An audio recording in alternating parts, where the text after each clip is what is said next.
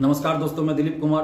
दोस्तों, BSSC CGL 3 के admit card पे जो क्यूआर कोड दिया गया है उसमें हजारों ऐसे अभ्यर्थी थे जिनका कि क्यूआर कोड में गलत जानकारी दी गई थी, यानी दूसरे अभ्यर्थियों का उसमें डाटा दे दिया गया था, इन्फॉर्मेशन दे दिया गया था। लेकिन परसों सचिव से हमारी बात हुई फोन पे, उसके बाद उन्होंने इस चीज़ को सुधार कर दिया है।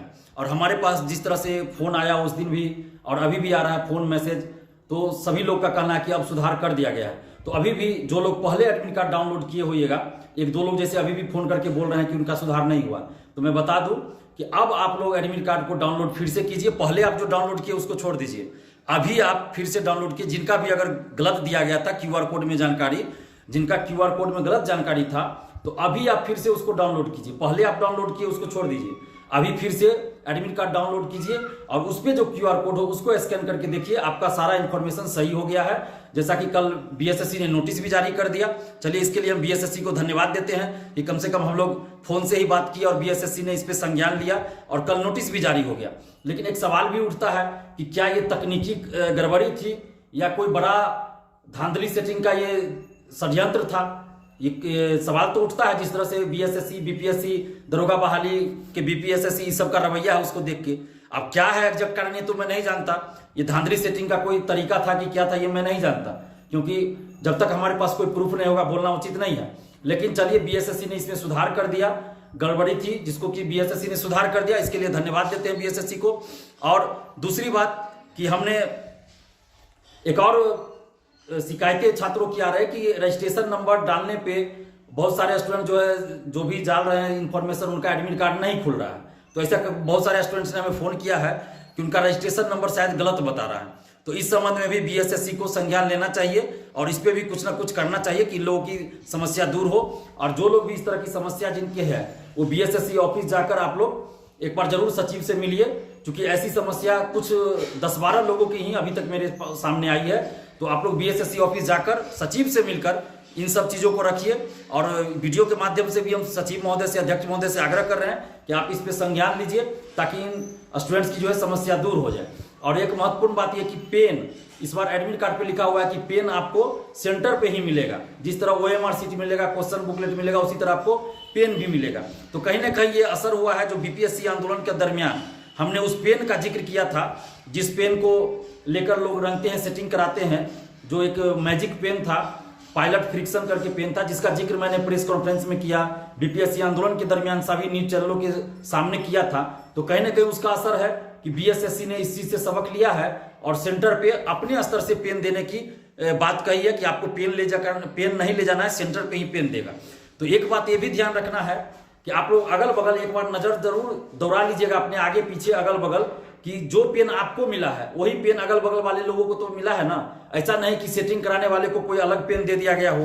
तो ये चीज भी आप लोग ध्यान रखिएगा, क्योंकि सचिवालय सहायक में सीट बेची जाती है, बोली लगाई जाती है, तो आप लोग को भी थोड़ा सतर्क रहना होगा। मैं ये नहीं कर रहा हूं कि आप लोग नकारात्मक सोच के साथ एग्जाम दीजिए, नहीं, आप लोग पूरे सकारात्मक सोच के साथ परीक्षा दीजिए और अपने मेरिट पे भरोसा करके, अपनी ईमानदारी पे भरोसा करके परीक्षा दीजिए और ये सोच के परीक्षा दीजिए कि आपको सफल होना है। लेकिन साथ ही कहीं कोई गड़बड़ी हो रही है तो उसके बारे में भी हमें जानकारी दीजिए, पुलिस को जानकारी दीजिए। और सेंटर पे आप अपने अगल बगल आगे पीछे जरूर देख लीजिएगा कि जो पेन आपको दिया गया है वही पेन और लोगों को दिया गया है या नहीं। ऐसा ना हो कि कुछ लोगों को अलग से पेन मुहैया कराया गया हो सेटिंग के लिए, धांधली के लिए। तो ये चीज आप लोग नजर रखिएगा।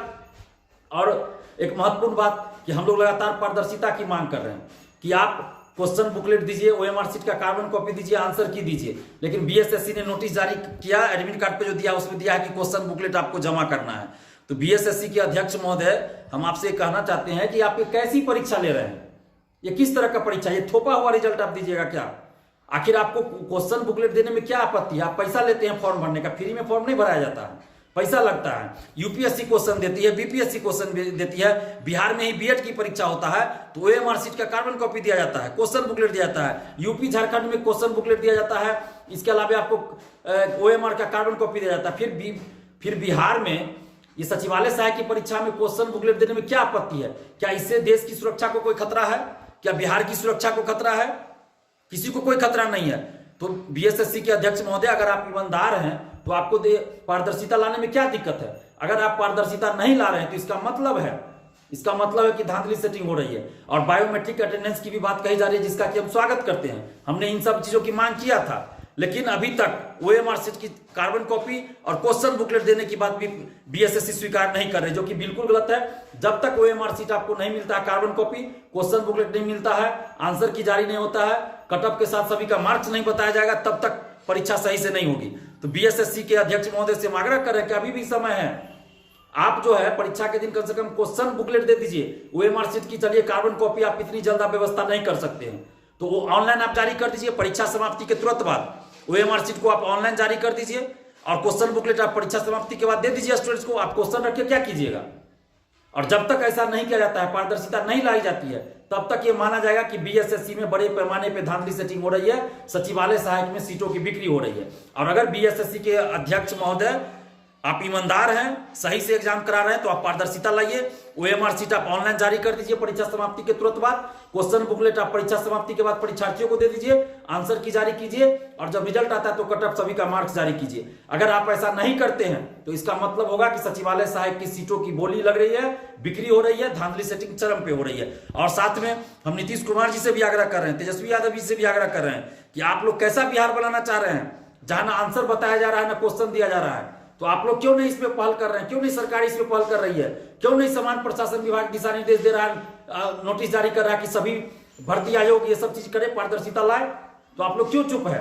और जितने भी आप लोग अभ्यर्थी है, आप लोग पूरी सकारात्मक सोच के साथ अभी एग्जाम दीजिए, लेकिन ध्यान रखिएगा कि अगल बगल कोई ओएमआर शीट खाली छोड़ के ना आए और कोई दूसरा पेन से न रंगे, किसी को दूसरा पेन न दिया जाए, ये भी ध्यान रखिएगा। और पूरी सकारात्मक सोच के साथ आप एग्जाम दीजिए, और परीक्षा के बाद हम लोग देखते हैं, अगर आप लोग साथ दीजिएगा तो बीएसएससी सीजीएल 3 परीक्षा के तुरंत बाद हम लोग आंदोलन कर सकते हैं पारदर्शिता लाने के लिए। तो फिलहाल आप लोग अभी पूरी सकारात्मक सोच के साथ परीक्षा दीजिए। धन्यवाद, जय हिंद।